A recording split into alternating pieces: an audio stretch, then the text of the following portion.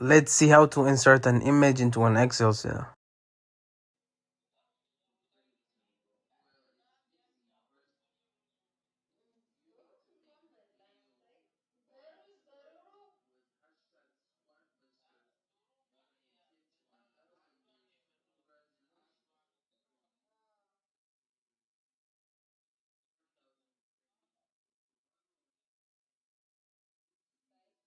While drawing the rectangular shape, hold down the Alt key,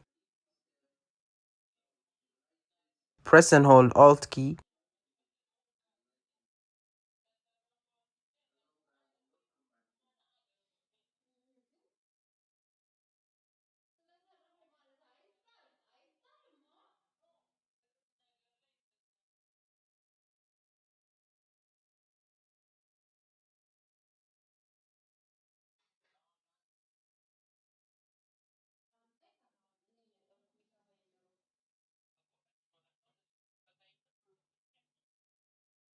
similarly add the image in the other cell.